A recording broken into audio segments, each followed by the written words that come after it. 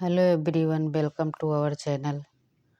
आज हम नया टॉपिक पढ़ेंगे समाजशास्त्र की प्रकृति एवं महत्व, nature and importance of sociology. समाजशास्त्र को ऑगस्ट कॉम्ट जो है सदैव एक विज्ञान माना है और इन्होंने इसे विज्ञानों की रानी की संज्ञा दी है। अब जो विज्ञान मानने वाले अनेक विद्वान थे जो समाजशास्त्र को विज्ञान के रूप में प्रतिष्ठित करना चाहते थे, उनमें है दुर्खीम, मैक्स वेबर, पेरेटो इत्यादि। समाजशास्त्र को विज्ञान नहीं मानने वाले भी कुछ विद्वान थे, जिसमें पहला एक है बाटो मोर है, मिसप्रिंट हो जाता है टाइपिंग में, बाटो मोर। इन्होंने क्या कहा है, यह विज्ञान प्राकृतिक नियम से मिलती जुलती कोई चीज उत्पन्न नहीं करता। प्राकृतिक विज्ञान समाजशास्त्र में क्या है कि अलग उतना जितना वैज्ञानिक प्रकृति के विरुद्ध इन्होंने दिया है कि सामाजिक विज्ञान की वैज्ञानिक प्रकृतियों के विरुद्ध एक प्रबल तर्क दिया। C.W. मिल्स ने समाजशास्त्र को विज्ञान मानने की अपेक्षा क्राफ्ट माना। उन्होंने कहा कि ये क्राफ्ट है। अगला है बीरस्टेड ने क्या कहा, समाजशास्त्र का उचित स्थान केवल विज्ञानों में ही नहीं है वरन मानवीय मस्तिष्क को स्वतंत्र बनाने वाले कला के विषयों में भी है। नेक्स्ट है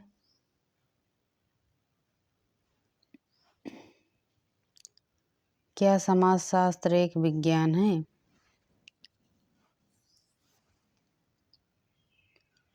समाजशास्त्र को एक विज्ञान है क्योंकि इसमें वैज्ञानिक पद्धति का प्रयोग होता है। अवलोकन विधि भी, जिसकी सहायता से तथ्य एकत्रित किए जाते हैं, तथ्यों को फिर व्यवस्थित किया जाता है, क्रमबद्ध किया जाता है, देन इसका जो कैलकुलेशन रिजल्ट होता है निकाला जाता है। कैलकुलेशन के बाद, रिजल्ट के बाद फिर हमको उसको सिद्धांत का निर्माण भी किया जाता है। तो समाजशास्त्र को विज्ञान मानने के लिए कुछ आधार हैं। नंबर 1, शास्त्रीय ज्ञान का आधार वैज्ञानिक पद्धति है। मतलब इसमें जो ज्ञान प्राप्त किया जा रहा है वो तथ्यों के संकलन के लिए वैज्ञानिक पद्धति को ही काम में लेता है। जैसे समाजशास्त्रीय ज्ञान को प्राप्त करने के लिए क्या करता है, तथ्य एकत्रित करे जिसमें समाजमिति, सोशियोमेट्री, अवलोकन पद्धति, अनुसूची अथवा प्रश्नावली, सर्वेक्षण पद्धति हो गया, वैज्ञानिक जीवन अध्ययन पद्धति हो गई, सांख्यिकी हो गई, साक्षात्कार, इन सब पद्धतियों का जो है प्रयोग किया जाता है।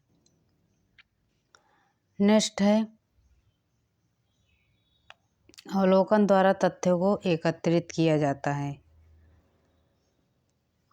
अवलोकन मतलब कि जाकर के अध्ययनकर्ता स्वयं घटना स्थल पर जाकर घटनाओं को देखता है, देन तथ्यों का संकलन करता है और इससे जो भी टॉपिक है उससे संबंधित जानकारी प्राप्त करता है।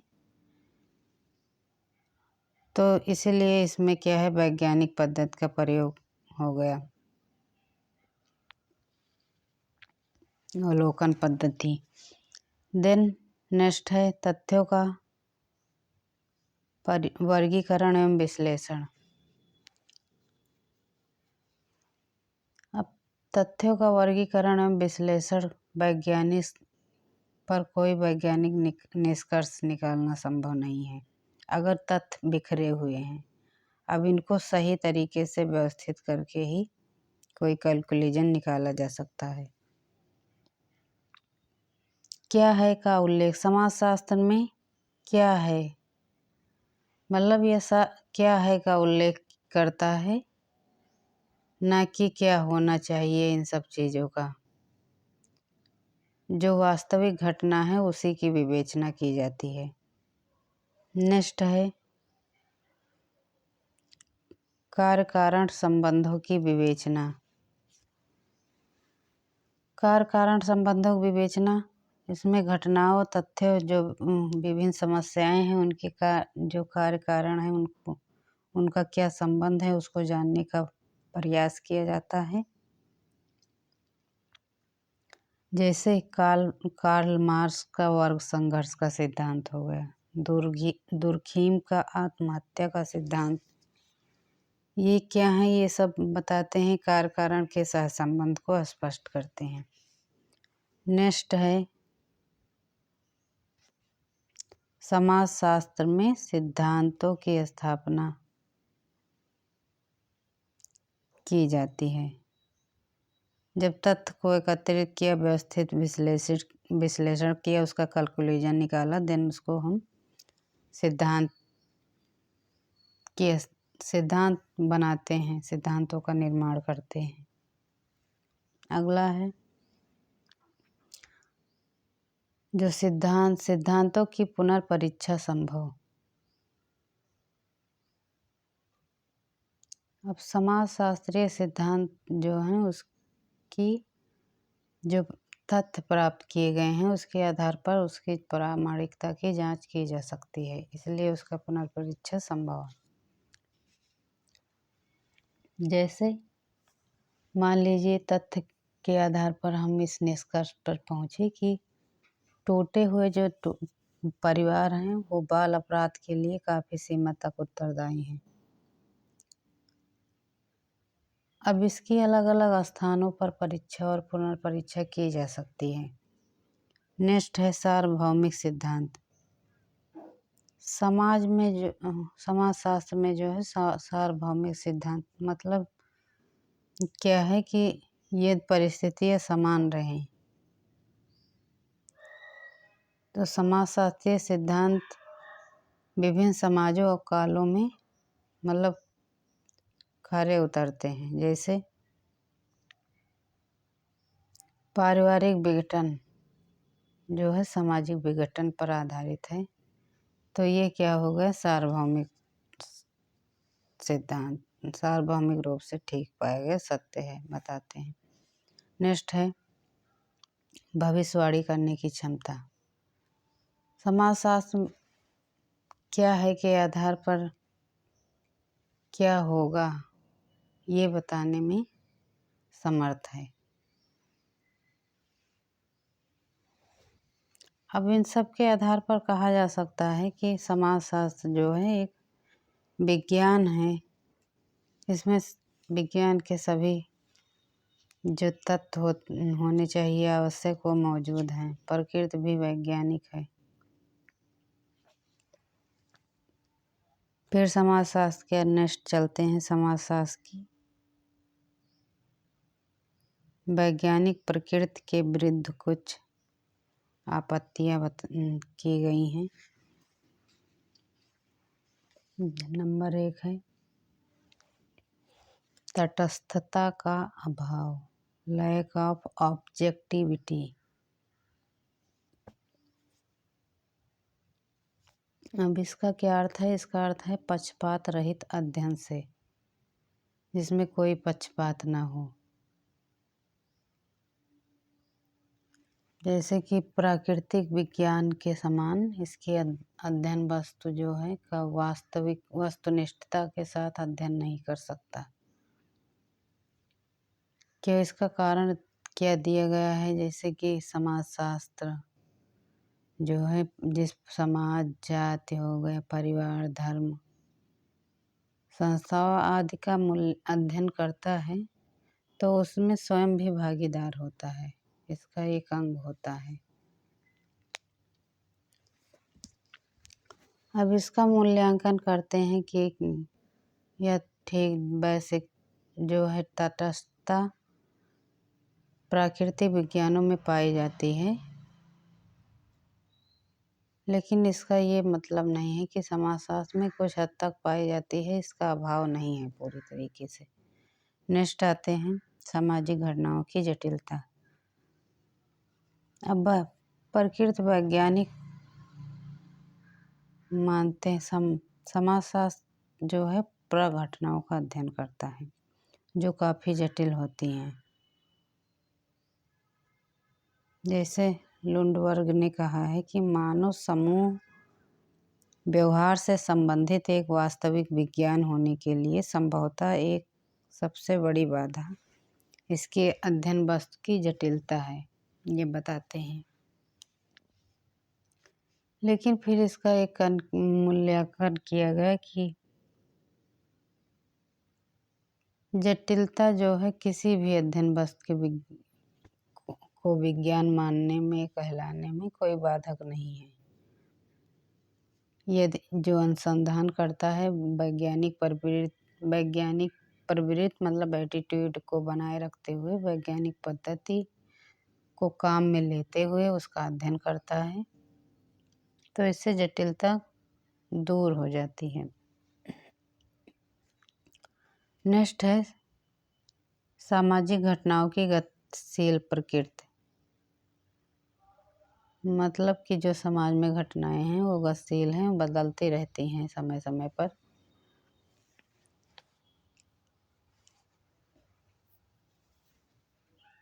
नेक्स्ट आते हैं सामाजिक घटनाओं में सार्वभौमिकता का अभाव। सार्वभौमिकता का अभाव का मतलब कि अलग अलग स्थान पर जो भी सामाजिक घटनाएं हैं उनके स्वरूप में भिन्नता होती हैं। नेक्स्ट आइए सामाजिक घटनाओं की माप में कठिनाई। माप में कठिनाई जैसे कि जो सामाजिक घटनाओं की प्रकृति अमूर्त होती है, गुणात्मक है, तो इसी कारण इसकी प्रकृति के कारण जो गुणात्मक है, अमूर्त है, तो इसको सामाजिक घटनाओं को मापा तौला नहीं जा सकता। जैसे कि प्राकृतिक विज्ञानों में नाप तौल संभव है। नेक्स्ट कार्य कारण संबंध का अभाव। कार्य कारण संबंध वैज्ञानिक प्रकृति के विरुद्ध आवाज उठाई, मतलब वैज्ञानिक पर जो प्रकृति के विरुद्ध समाजशास्त्र के आपत्ति उठाई गई है कि इसमें कार्य कारण का अभाव है। लेकिन ये सही नहीं है। समाजशास्त्र में कार्य कारण संबंधों का अध्ययन करने की स्थिति में है। जैसे मैकाइवर एवं दुर्खिम ने समाजशास्त्र में कार्य कारण संबंधों की खोज पर जोर दिया। तो उन्होंने कहा कि प्रत्येक कार्य जो है सदैव किसी न किसी कारण से संबंधित होते हैं।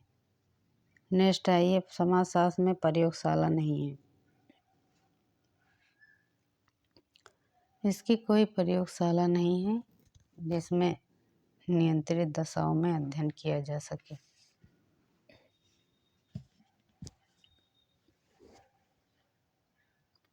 नेक्स्ट आते हैं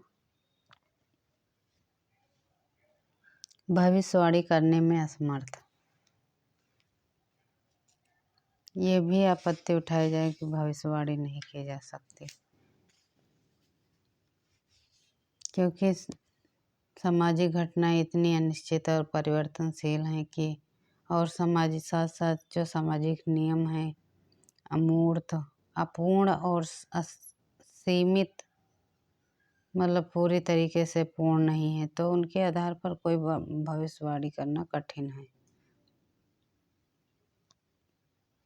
अब कंक्लूजन में हम कह सकते हैं कि समाजशास्त्र की जो वैज्ञानिक प्रकृति के विरुद्ध आरोप लगाए हैं वह काफ़ी हद तक सही नहीं है। समाजशास्त्र एक विज्ञान है, उसकी प्रकृति वैज्ञानिक है। हाँ, इतना कि समाजशास्त्र उतना निश्चित विज्ञान नहीं है जितना कि प्राकृतिक और भौतिक विज्ञान।